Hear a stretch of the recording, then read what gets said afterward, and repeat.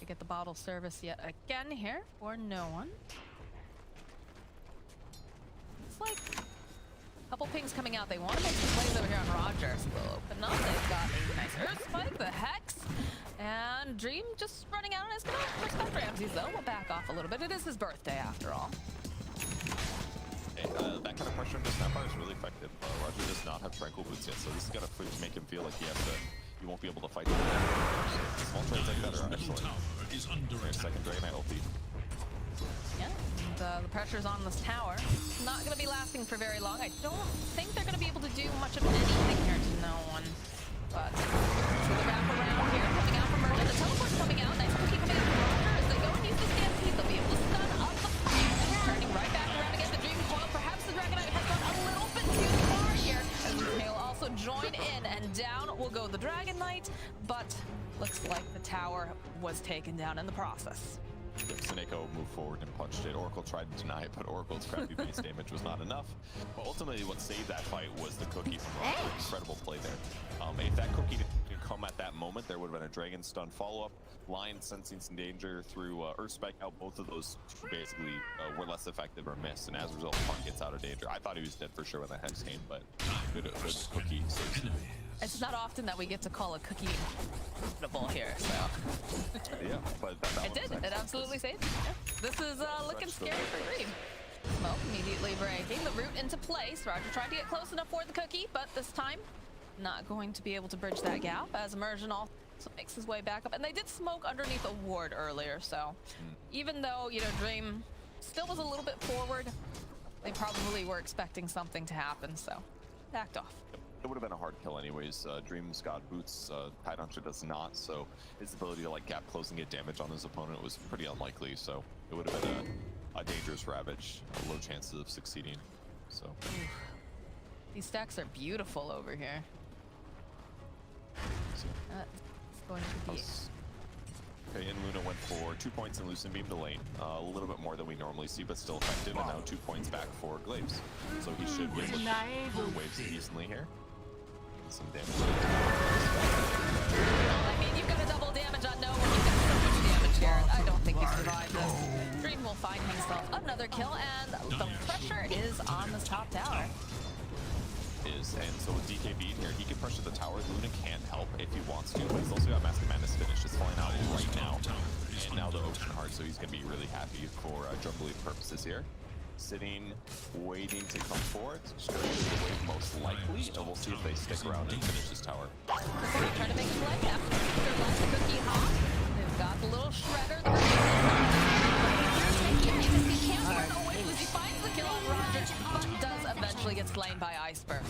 Centaur is balanced, guys. It only took 4 kills to kill him, and they still lost one. I suppose he was taking, he might take return damage from Bull Shredder, in which case that's kind of a lot, but there's a lot of effort just to kill one guy, but they got him. Yeah, but what percentage of this is that Centaur is too strong and that Vanguard is very strong? So DOTA is because there's multiple layers, so it's both for sure. But like what percent, like which one is stronger than the other, I guess? You know what, Mox, I just didn't do the math before the cast. Right now. You literally had one job, dude. One job. You're not even here, you slacker. That's true. That's true. Damage blocks more. It's the fact that Centaur's gotten buffed in other ways. This man keep by 20 seconds, which is massive. So just a mix of everything. No, he definitely has been gaining in popularity. It seems that he and these guys are showing up in almost every draft.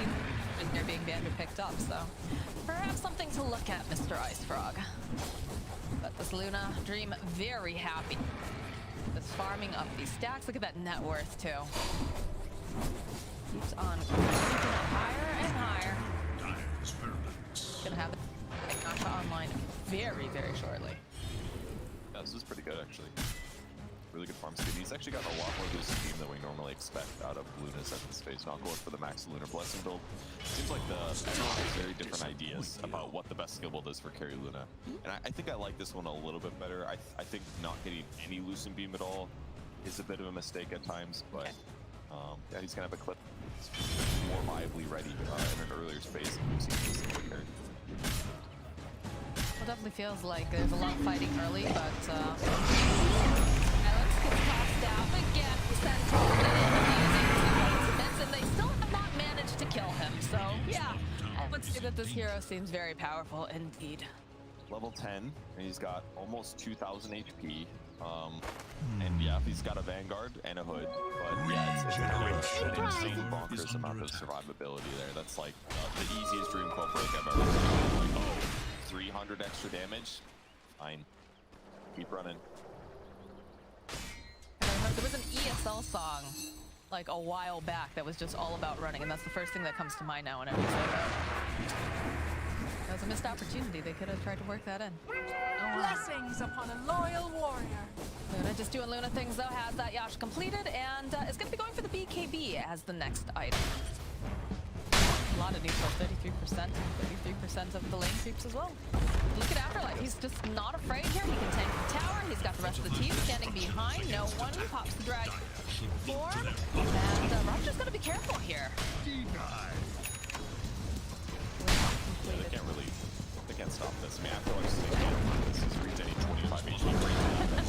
Have to use a little shredder though to do it. It's fine. Oh, 70 mana, that's gone. They were gonna fight anyway, so Efficiency purge. he's gonna regen it back. It'll be no problem at all. And that's Dragonite will be half gone now. They're gonna get tempo like this, but what you're doing is just trying to buy time for the idiot farm. And this is one of the downsides of the Battle Fury build, is that the tempo has gone up a lot in this last patch. And if you buy a farming item like this, your impact in teamfights is going to feel less. And, you know, sometimes it's not going to matter. You'll still win fights without it, or maybe with PH not being there. But he needs to get his next big items for sure. And the timing for Luna's just probably going to be faster, but we'll see. Because BKB is just being worked on now for Luna. I mean, that definitely becomes the issue when you're up against something like a Luna, and the fact that, you know, you can build a Luna very differently depending on how you'd like to do it, but she is just naturally going to be able to farm faster, and the PA, I'm not sure, you know, we talk about the fact that, you know, she could have gone for the Desolator, she could have gone, obviously, you know, she's got the Battle Fury, but with the timings coming out from Navi too, is it better to have the Battle Fury over than trying to be overly aggressive and putting all your eggs in this early basket? I mean, I wouldn't say they're not putting all their eggs in the early basket with the Battle Fury though. I mean, a lot of their other heroes are very strong right now, absolutely. And part of that purpose was just to make their team fights easier and to make sure that they could slow down the towers being taken a bit. And they've been semi-successful at that. But Luna is still the most farmed hero. There still is a net worth advantage on the side of the Radiant, so it's not perfect for them. But PA just like PA is a better ultra late game carry than a Luna is almost always. Just because once you get BKB and like Abyssal Blade, she's gonna jump on one support and she's gonna kill them really, really fast, and those supports aren't gonna be able to defend themselves often.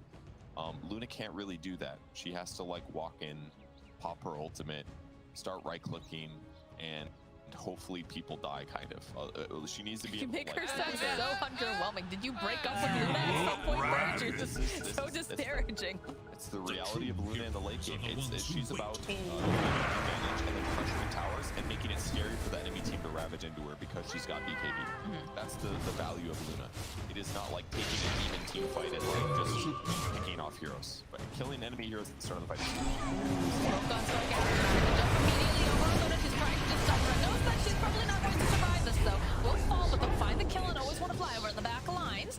No one is just chasing after Roger here, who has already used that cookie, so he is slowly just getting down. And oh, look at that finger from downtown over there. My goodness.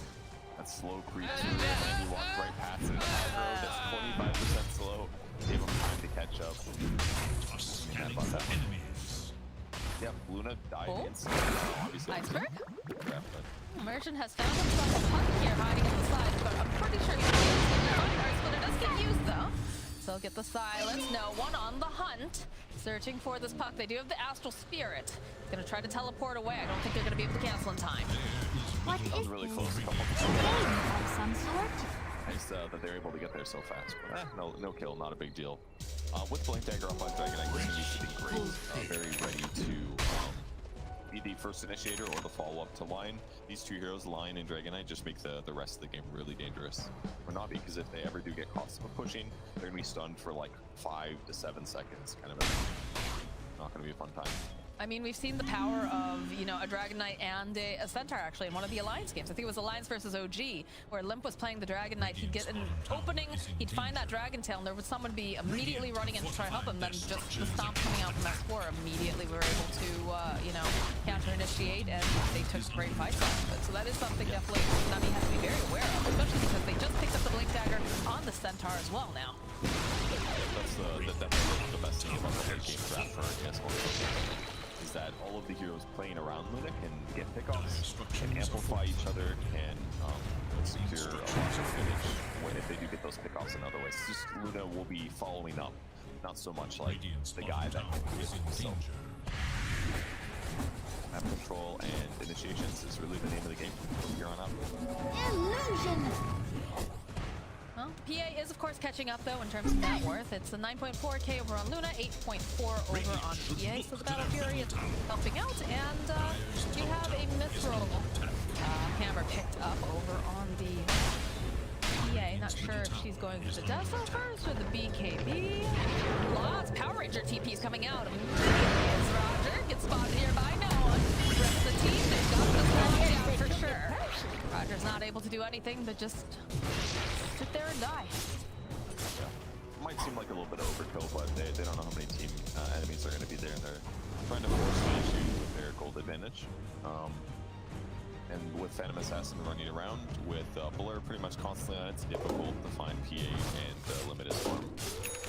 So he just keeps hitting creeps and finishes Battle Fury, and that's going to give a really good timing window for Navi, especially with the Solar Crest finish now on Tidehunter. So between Ravage and Solar Crest on the PA, there's going to be a lot of damage. Which item he's buying? He is going BKB. Just to be safe. Pretty needed. If he doesn't have BKB and he runs in, and there's an Eclipse and any damage, he's just going to die, and it's going to make his hero feel not valuable. With that said, now his problem is that his damage is not that incredible, so like his damage impact will not be as obvious, but he'll get there eventually. I think the thing that worries me right now is if you take a look at what AS MONACO Gambit have online for initiation, you have a Blink on Immersion, you have a Blink over on the Centaur, and you have a Blink on Dragon Knight. So if that PA steps even the slightest bit out of line, they have immediate just Blink initiation to go and just hold her in place, and then all of a sudden you're missing all your physical damage for the most part. Yeah, and then getting chain stun from full to nothing is the scariest thing for PA, absolutely. But the whole purpose is reading the map and predicting where you think your opponents are going to be, and just not being into PA. You want to be, if you're going to support or something like that instead. So, V-Tune, he's a very, very high-ranked player. He is very talented, so I wouldn't be surprised if he doesn't get picked off out of position too often. Look to their top tower. You can see the way that Navi is playing too. They're trying to kind of stay in the general vicinity of one another, so in case someone does get jumped, they can immediately respond. Except for, you know, Ramsey's here, but of course he is a Tidehunter. Definitely is chonky, and the rest of the team is now making their way over. BKB is completed over on Phantom Assassin. We also have the BKB complete on Luna. So this is a big reveal for both teams. Ramses just swims on over, starts with the dash. V-Tune is nearby. Dagger's gonna get tossed out. They're trying to bait a little bit here. Lunar hit down. The little mini stun will slow them down, and it feels like Gambit don't really want to take this fight. They set something's up. No one's showing in any of these lanes. Yep, they know their opponents are in the area. They got the tier 2 tower anymore already. They don't want to waste BKB. Very safe for Dream to not use it. Well, not really safe. It was the right choice, but you know they wanted to get him to force BKB just to waste it. That way they could force a good fight. But yeah, net worth advantage from earlier is still about there. It's all about the initiation, and with Ramses in the front, he's very difficult to kill. He's got tons of armor. He's got a hood. Could die to magic damage. That's maybe the most vulnerable thing, but he's gonna get Ravage off if he does. So for now, just posturing and trying to break smokes for the rest of the station while V-Tune farms. 3k net worth lead at around 20 minutes in here for AS MONACO Gambit. Ramsey's very much posturing himself very forward. He's hoping that they, you know, they get impatient, maybe take that bait, but it doesn't look like they're going to be doing that over on the side of the Radiant. Being very, very patient, just continuing to play around Luna, and both teams kind of mirroring each other's movements. Yep, just, this cliff ward is really important right now by the Oracle, just for controlling the jungle down here. It's the one that I see tested the most right now. This one and the opposite one here, Roton. Feels like the two big ward spots. So if they just keep ward vision down here, it should make it really easy for V2 to keep playing in this area. Keeps hitting creeps, keeps pressuring towards the tier 2 tower, which is going to force his opponent to potentially react themselves. Well, jungle is a little bit scary. And every time I hear this Luna use her taunt, it just makes me think of her action slacks. It sounds like he's the one making the meowing noise. Very similar. I know, right? Bottom lane, though, after light hopping forward, they're gonna miss the Earth Spike on the Oracle here, but they're not gonna miss the finger. So that's another finger stack going over for the Lion. And will force the side of NAVI a bit back here as they do smoke up, hoping to catch stragglers, hoping to find anyone. And again, it is just Ramses, but I guess this is enough of his just taunting around, and he's so tanky. As the team having to show up for the most part here, they get to stop the sleep, they hit everything on Ramses, and eventually no one will get the kill. They got him. That's with Eldertine in melee range, by the way, so he was losing almost all of his base armor and base magic resistance, and he's still taking a lot of damage. Solar crash. They finally get a base pick off.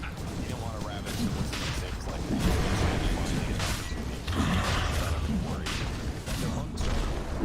Yeah, that is the one hero on the side of the enemy team that wandering over to that road pit, so they'll happily clean up time, get some immortality on the line, and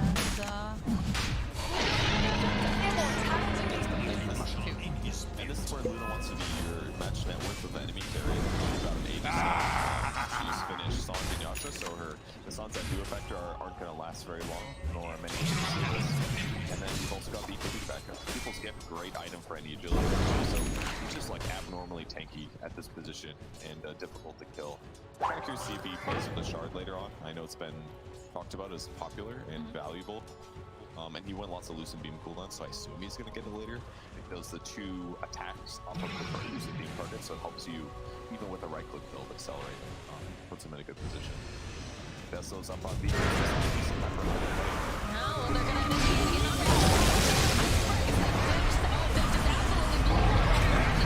the ultimate's just getting tossed out over here. It's not looking great. The buyback now from the Lion. No one jumped into the back line. The Desert gets up line. And the Lion is just taking down with all this damage over the side. Cooking Hot going forward is going to be enough to save him. He's going over the fire. They go right back in. That Aegis will indeed get popped. No one, though, still alive, still chasing after them here. Has his attention now over here on that snapfire. Afterlife will follow up. The Lucent Beam from Dream will clean up. But they did force a buyback out of immersion during all of that. And again, you know, jumping on the Tidehunter.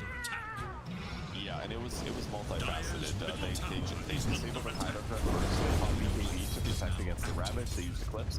But very interestingly, the Oracle used Fate's Edict on the Tidehunter ahead of time. He anticipated the Eclipse and ended up eating a bunch of the beams and just made Tidehunter feel not that really tanky actually. Way more than you would have expected. Because the max beams you get per unit is 5. So those first like 3 or 4 got eaten up by Tide at 0 damage. So the Eclipse is really again, that's the biggest issue that's hurting Luna as a carrier right now. Eclipse just feels like it has a lot of solutions to it these days. Iceberg just playing around a little bit, gets a snipe on the courier. Yeah, look at this. It just goes from 0 to 60 so fast. That Dream Coil, the Ravage. There's the Fate's Edict. 3, 4, 5. 5 beams hit him while he was completely magic immune. Insane. Really good usage there by the Oracle to protect without having to use his ulti.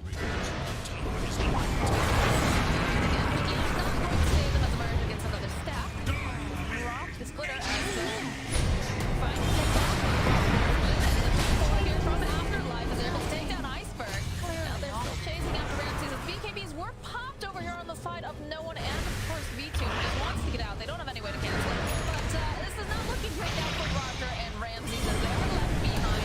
And Roger just a little bit too squishy, so eventually are they gonna get him? I don't know if the Ruler Cake's actually gonna survive, but it's not looking as promising for Ramses, although they're using everything in the kitchen sink to try to take him down. But this boy is so tanky. They'll even go and just use the Oracle to try to keep him alive. But perhaps no one has gone just a bit too far because they will be able to take him out. try to re-engage here. Ravage, of course, going to be up in a couple seconds. Stopping from after the okay, that time Ramses is not going to be protected, as he does get blown up by the Eclipse. They're still thinking about going in, though. V-Tune. Get forward, sees Saneko, has that Desto online. Lucent Beam will buy a little bit more time. Saneko trying to teleport out. He is going to get rooted into place, and who's going to get nuked down by Always Want to Fly. Really well done with the Fortune Sun, anticipating this, puts on his ally, gets the easy route as and not terrible. They do lose the dragon, they get out a little bit too soon. Thinking they were finally going to be able to kill the Tide. Takes a lot of damage to pick him up. Double evasion picked up by PA. This is going to make V-Tune, who's already very difficult to kill, almost impossible to kill. 80% evasion is what he's rocking just passively right now. They do have a lot of magic damage, so they can kill him.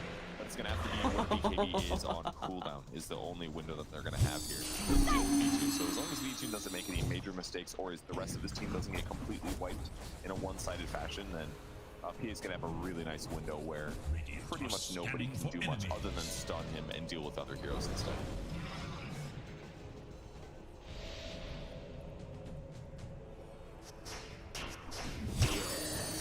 Iceberg does have a double damage bottled up, so I'm sure he's eager for the next fight, although he does have that Ags queued up. They do have a problem with all the BKBs coming out from the side of Gambit. But looks like they're thinking about maybe doing some sweeping motion here.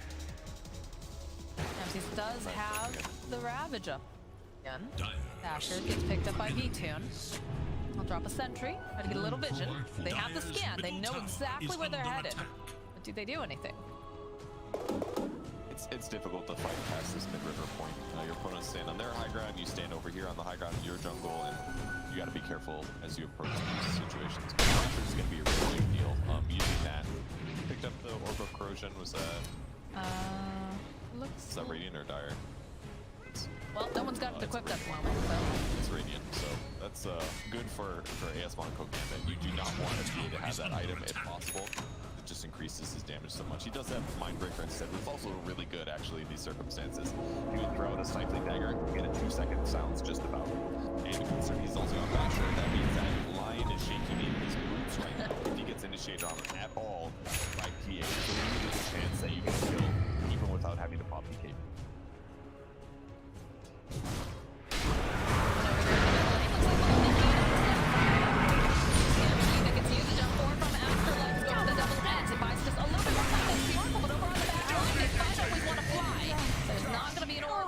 For this fight. So it looks like the rest of NAVI is on the back foot.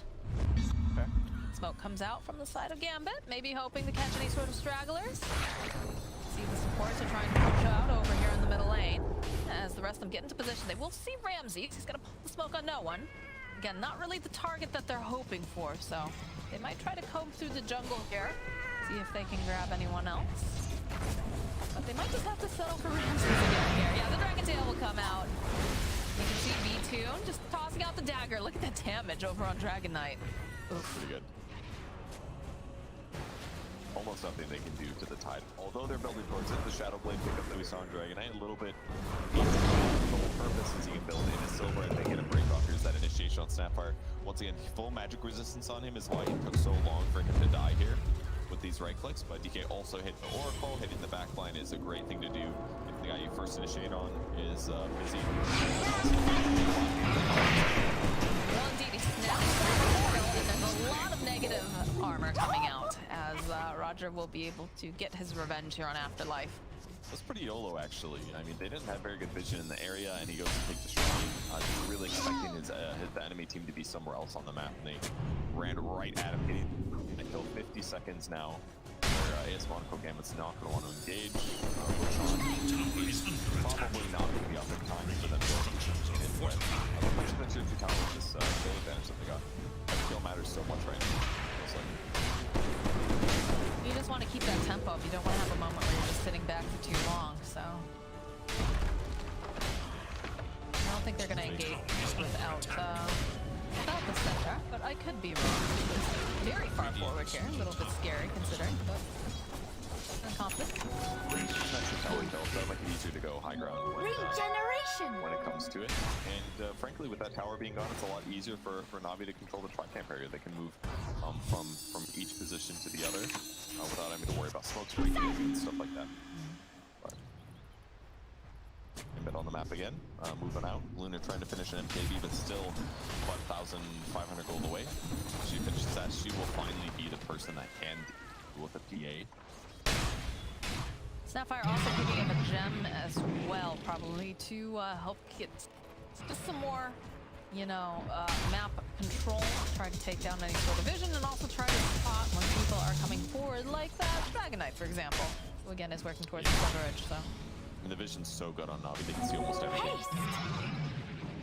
See if they decide to jump. They've got Blink Dagger on Tide. They could Blink Ravage. Want to. do like the way that Ramses is playing very, very forward. Very difficult to take him out at this time. So every time it seems that they go for a smoke, they usually run into Ramses first, it seems. And he's more than happy to soak up a lot of that damage. Yep, the value of the tanky offlane hero. Buy all these items and break the smokes and make everyone happy.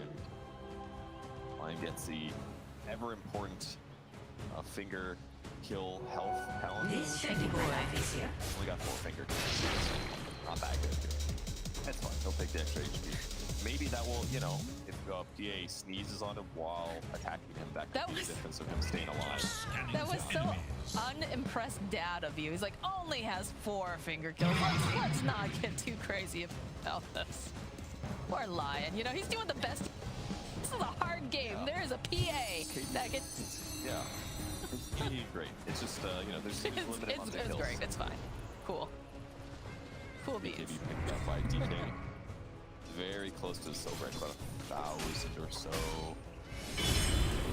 That'll be possibly a big game changer, because then it's going to completely change how Navi can play the team fights. Tidehunter can sit in the front, but the problem is that he's going to get broken. Therefore, the back control will stop working, and therefore stuns will actually become valuable against him again.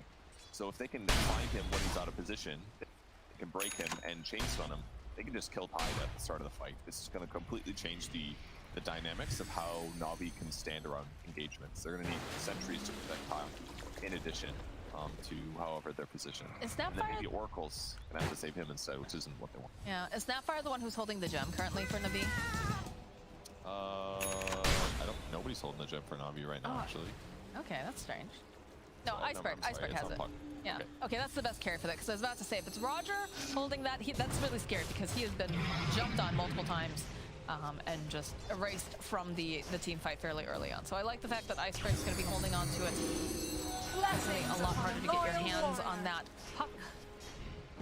So both teams are going to be trying to play around it here. They're actually completed now. Okay, there we go. Ward killed now. Tide's got to be careful. Yeah, look at no one. Look at him. He's being so patient. Gem gets picked up on the Elder Titan as well. It's a vision game here. There's the break. Follow up with a nice Earth Spike. Again, they get the stop off. They also get the Earth Splitter, but... Basically came out instantly to protect his remaining Break again. They want to go in on this, though. It's just the battle of the tanky boys right now. All right, they'll finally go and they'll use the Oracle ulti because they used the BKB. Or not the BKB. What did they use there? They did use the BKB. Okay. But Oracle takes 2 seconds. This is an okay window. You could also argue there's a little timer where BKB comes back up, but they're looking for the fight. They've got Alright, there it is. They follow up. They've also got the Eclipse coming out from Dream now. It's being just trying to fight each other in the Ravage just barely clipping 2 of them because that forward they do manage to take down Dream. Not enough Ash coming out as well over onto Afterlife. He tries to get the stop, but it's not enough to save his life as the gem does indeed get just picked up again over here as Iceberg fell during overtime. huge plays by Navi. I mean, always on a fire. That's so difficult for the Tidehunter. Every single time that he got there's the second break that we see. Instant Faint's Edict is going to make all this extra damage weaker. Puck gets a great silence, and B-Tune dives to DK, knowing he doesn't have BKB. Once that kill happens, we get to see Dream and the PA fight to to the death, more or less, but B2 gets cold feet, knowing his BKB stun. This cookie was so good. Gives them the follow-up Ravage after the first stun, and they get to clean up the important heroes on the backline. I think that fight was a really good example of like comparing the and the Luna having the ideal item. Just one of them is stronger. He just looked more valuable there in that head-to-head fight, especially with the Scotty pickup. That means you just grab all of the to have when she picks up her Satanic 25 talent later on. You know, it's interesting to see the different ways that people have been building Luna currently, but I just have yet to see it really impressed or look good. It's a hero that I like too, and I want her to be valuable, but she has issues right now, for sure. And it doesn't help that the talents got changed recently. She lost her cast range talent in the big cast range apocalypse that happened in the last patch. She had 750 cast range talents, so her ability to like affect team fights without putting herself in danger just got removed. So even though Reason Beam Stun lasts longer, which is kind of cool, it just doesn't quite feel as valuable, and it also took away her viability as a support. So while she is still being used because teams want up-tempo carries, we're probably going to have to start seeing some buffs to Luna, or people are just going to stop picking her because they realize they lose too often with it. So we'll see. For now, maybe she can still pull out the win. There's an 11k net worth deficit in Navi's advantage, so it's just getting worse for MONACO again. Is it a situation where you could possibly build her a little bit differently and maybe have more? You look ravaged. Unless you try to do like Ags or something like that, to do like that hybrid cheese, you could argue maybe she should be using her shard potentially, but it's a lot of net worth, and if she buys her shard, then you know it's going to delay her ability to fight PA to the death. Right. This is not the game to do that. You need to make sure that you can remain competitive against PA. All right, well, B-Tune has that Aegis online, and shoving out the wave here bottom. It looks like they're thinking about going high ground here. Ninja Gear gets found by Luna. Meanwhile, definitely something nice for her. The rope is placed over B-Tune. It's rooted into place, though. All the other teams, oh my goodness, all right. You know, we talked about Sentinel looking tanky, but he doesn't look tanky at all when that comes down. Stop the hurt spike. Dream Coil gets used over on the Luna. She's being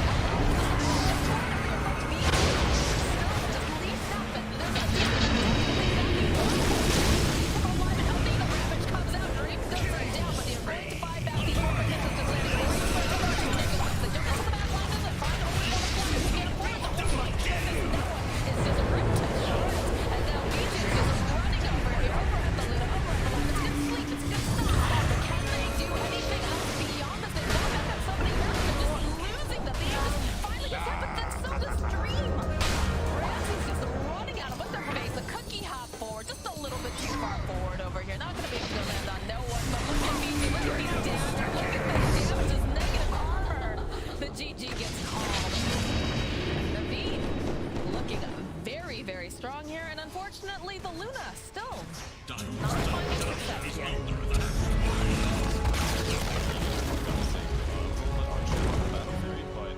I think Navi did such a good job with their other 4 heroes to buy time for PA to come to carry that we've all seen her be a great itemization as well. Got the Scotty to basically shut down any potential worry about Luna's Satanic. Got the evasion talent to make Luna just have to delay and delay strong